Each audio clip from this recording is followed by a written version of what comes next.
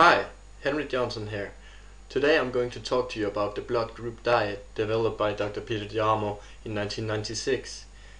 Now, the blood group diet is a rather controversial diet because it simply doesn't have any scientific proof to back it up. Although the followers of this diet has seen some remarkable results, and so I simply cannot let it be. I will have to include it into my site. Now, the blood group diet is a very logical diet, actually, if you look into the history of mankind.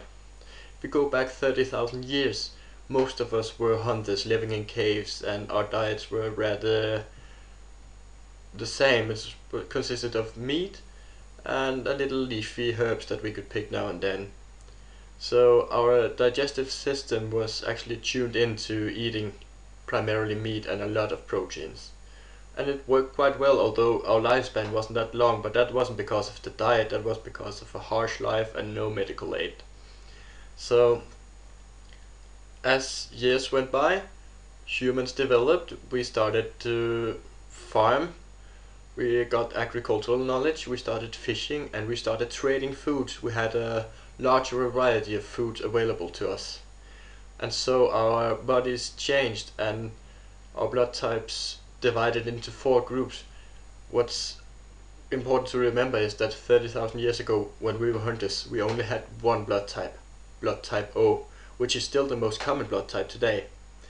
But we do have a diversion into four groups, the type A, B, and AB. I'm not going to go any deeper. I know that it's a lot more sophisticated than that, but in a diet term, we divide it into four groups. So the group O, which is the most common, is actually the hunters group, and so people with type O blood should, according to the diet, eat primarily protein-rich food and primarily meats. You can mix it up with potatoes and so on, but primarily eat meats and get a lot of physical activity to mimic the activity level of the caveman.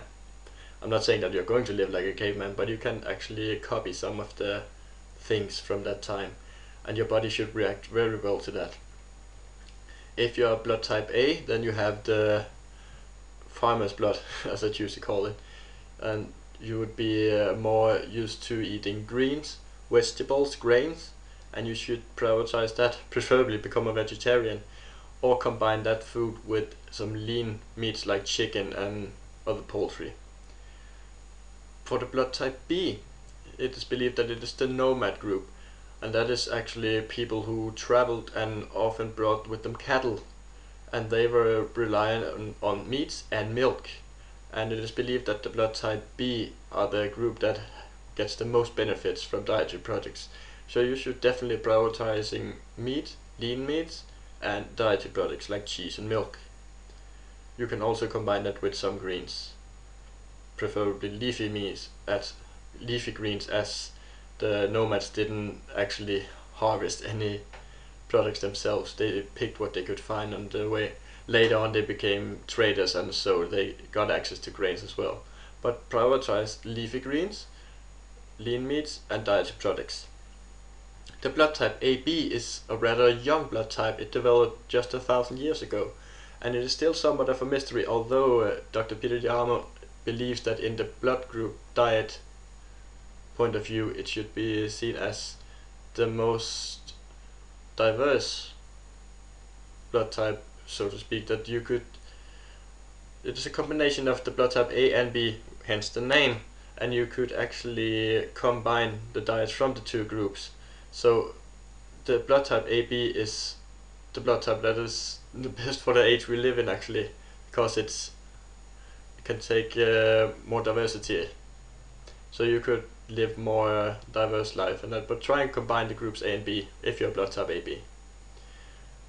Second of all, you should combine all of those above diets with plenty of physical activity. There's no way around it. When you want to lose weight and gain better health, there's no way around physical activity. You will not get a better health from sitting in your sofa and stuffing fries in your face.